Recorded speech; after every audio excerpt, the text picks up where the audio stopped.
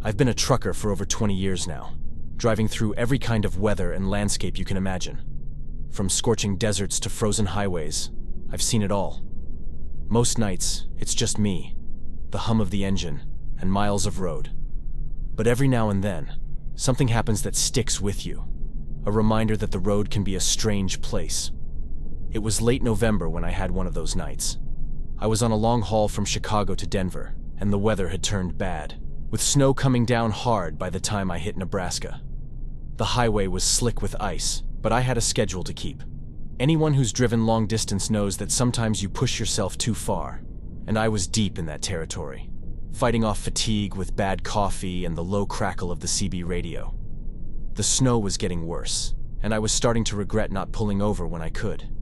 The road ahead was a blur of white, and my wipers could barely keep up. I was gripping the steering wheel tight, blinking to stay awake, when I saw something dart across the road. I hit the brakes, hard.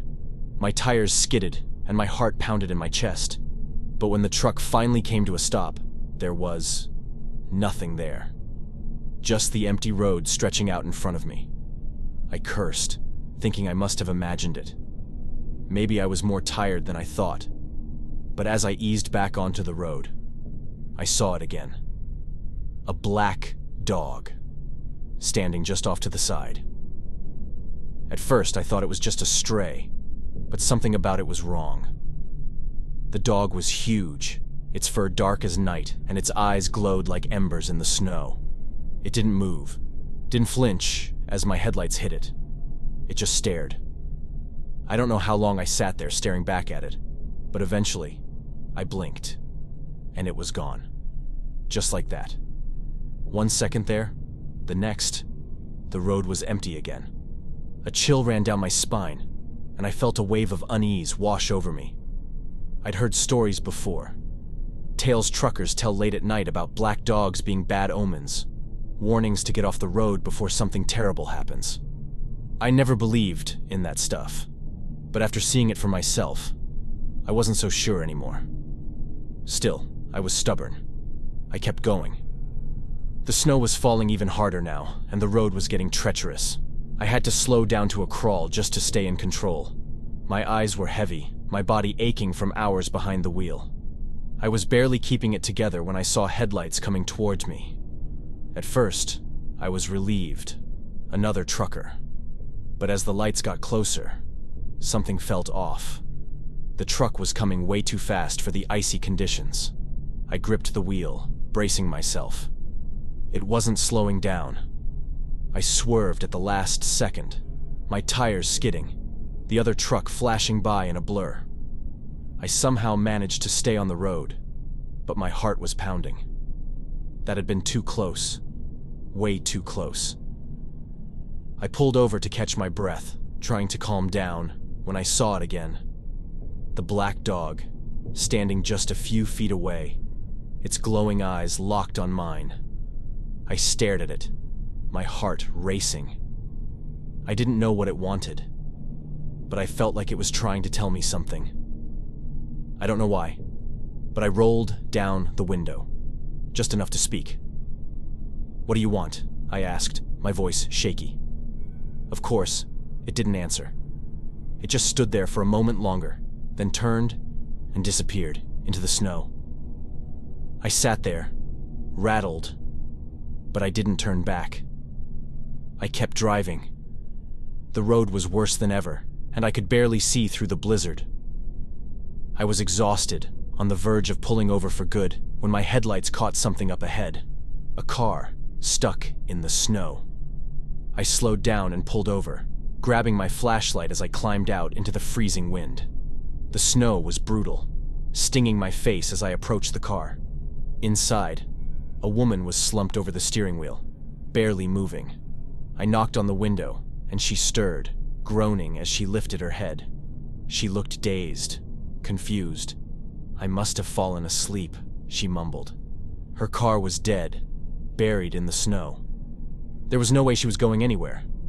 I helped her out and brought her back to my truck, where she could warm up. We didn't talk much as I drove to the nearest rest stop, just a few miles down the road. After I dropped her off, I couldn't help but think about the black dog. If I hadn't seen it, if I hadn't swerved to avoid that other truck, I wouldn't have found her.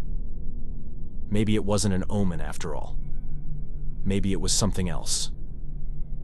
I haven't seen the black dog since, but I think about it sometimes when I'm driving late at night, when the road is empty and the snow starts to fall. Maybe it was a warning, or maybe, just maybe, it was something watching over me. All I know is, that night is one I'll never forget. Out here on the road, you learn to pay attention to the signs, even the ones that don't make sense, because sometimes they're the only thing standing between you and something much worse. I've been trucking for over 15 years, and in that time, I've seen just about everything out on the road, from reckless drivers and sudden deer to hitchhikers standing alone in the dead of night. I've weathered storms, dealt with breakdowns, and dodged more disasters than I'd care to count. It comes with the job. But there's one night I'll never forget, no matter how far I drive from it. It was about 1 a.m., and I was hauling a load down Route 56 in Kansas, heading toward Dodge City. I'd taken this route countless times before. The empty stretch of road as familiar as the back of my hand. Flat, barren land stretched on either side, and the sky was a dark canopy above me, dotted with stars. Out there, it feels like you're the only person in the world. I'd been driving for 6 hours straight. My eyes were heavy, and a dull ache was building in the back of my head. The hum of the tires on the road was almost hypnotic. I knew there was a rest stop ahead, but I had a deadline to meet, so I kept pushing forward. As I drove, I noticed something out of the corner of my eye. At first, I thought it was just a shadow, maybe from my headlights playing tricks on me. But when I rounded a bend, it came into full view. It was a figure, standing just off the side of the road. At first, I thought it might be a hitchhiker or someone stranded. But as I got closer, something felt wrong. It wasn't moving. I slowed down, my hand hovering over the horn. My headlights hit the figure, and that's when I realized this was no ordinary person. It was a pitch-black silhouette. No features, no details. Just a man-shaped void. There were no reflections, no light bouncing off him, just pure darkness. My heart skipped a beat. I drove past, trying to get a better look, but there was nothing more to see. Just that shape, standing still as a statue, staring as I went by. I shook my head, telling myself it was just a trick of the light. I was tired, after all. But when I checked my mirrors, the figure was gone. Not walking, not crouching, just gone. I thought about pulling over at the rest stop, but I convinced myself to keep going. I'd been tired before, I told myself. No big deal. But the further I drove, the worse I felt. The darkness seemed to press in on me, making it hard to breathe. I couldn't shake the feeling that I was being watched. Whatever had been standing on the side of the road, it felt like it was still with me. 15 minutes later, I saw it again. This time, it was standing right in the middle of the road. I slammed on the brakes, the truck screeching as it slid to a halt, just inches from the figure. My heart pounded in my chest as I stared at it, frozen. It hadn't moved. It just stood there, waiting. I don't know how long I sat there, too terrified to move. But then, as suddenly as it had appeared, the figure melted away into the darkness. 1 second it was there, the next it was gone. My hands were shaking as I threw the truck into gear and hit the gas. I didn't care about speed limits anymore. I just needed to get away from whatever that thing was. I drove for what felt like hours, not daring to check my mirrors. All I wanted was to reach the next town and get off the road.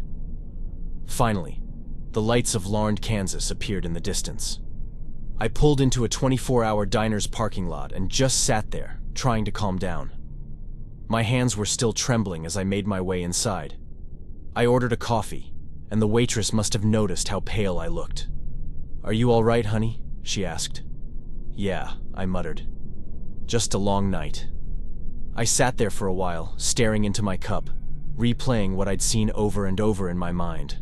No matter how much I tried, I couldn't make sense of it. It wasn't human. It wasn't anything I'd ever seen before. Eventually, I finished my coffee and headed back to the truck. I hesitated before climbing in, half expecting to see that shadow waiting for me. But the parking lot was empty. Just the distant hum of cars on the highway. I started the engine and pulled back onto the road. I didn't see the shadow again that night, but I've never been able to shake the feeling that it's still out there, somewhere. Now, whenever I drive those empty roads late at night, I can feel it. Watching. I don't know what it was. Maybe a hallucination brought on by exhaustion. Or maybe something darker. All I know is that I don't push my limits anymore.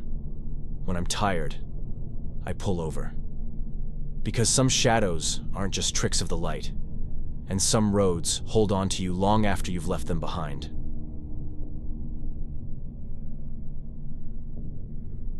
I've seen my share of strange things in all my years as a trucker. Long night hauls can be exhausting, but every once in a while, something happens that sticks with you long after the trip is over. My story takes place a few years ago, during a haul on the infamous Perak Highway in Malaysia. This stretch of road is notorious for its ghost stories and strange occurrences, but nothing could have prepared me for what I saw that night. It was a humid August night, and the heat still clung to the road. I was about an hour into my haul, moving electronics from Kuala Lumpur to Kuantan. I had taken this route countless times, but something about the Perak Highway always felt off. The narrow, winding road cut through mountains, and the jungle pressed in from both sides. At night, it was worse, like the road disappeared into the darkness, leaving you alone in the void. The highway was dead quiet, my truck's engine the only sound breaking the silence. There weren't many cars out at that hour, which wasn't unusual. I was trying to keep myself awake, my eyes focused on the road when something appeared in front of me. A car. Out of nowhere, a bright yellow Volkswagen Beetle appeared, moving slowly, way too slow for the highway. It was an old model, probably from the 70s, its headlights dim against the mist hanging over the road.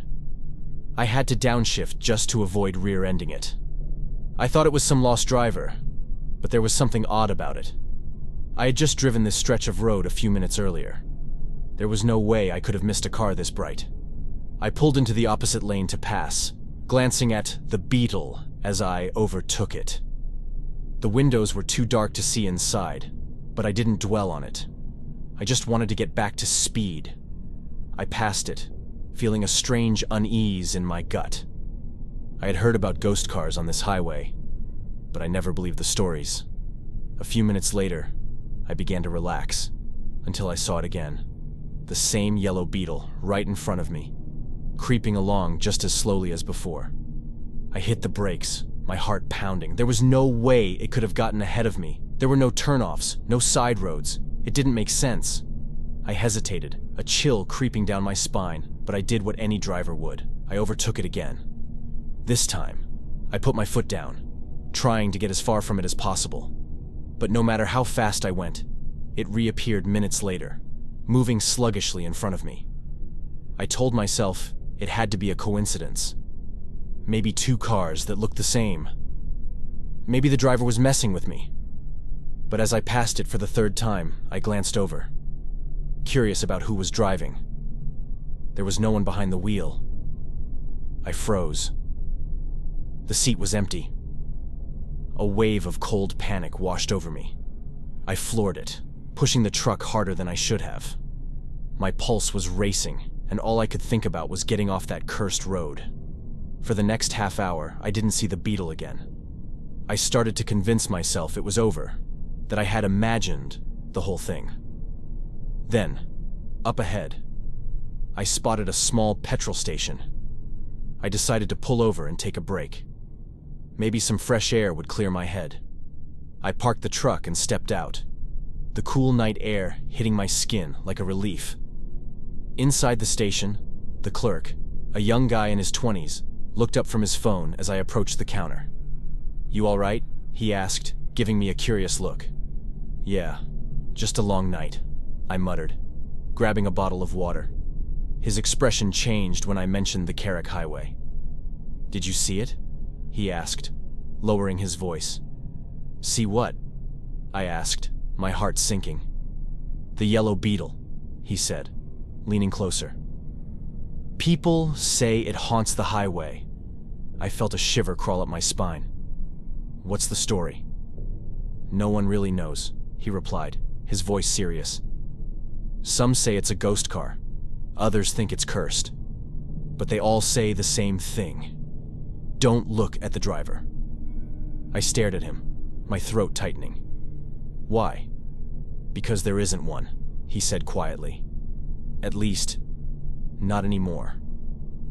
I left the station in a hurry, my heart pounding. I didn't want to hear any more.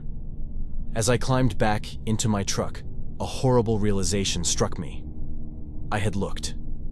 I had seen the empty seat. The rest of the drive was a blur. Every time I thought about the beetle, dread gnawed at me. What had I seen? What would happen now that I had broken the rule? By the time I reached Kwantan, the sun was rising, casting long shadows over the streets. I parked the truck and leaned back in my seat, exhausted and shaken. I never took that highway again after that night. I told myself it was just a ghost story, but deep down, I knew better. Some roads have secrets, and some things are better left unseen. That yellow Volkswagen Beetle is one of them. Thanks for watching. Like and subscribe so you don't miss the next one.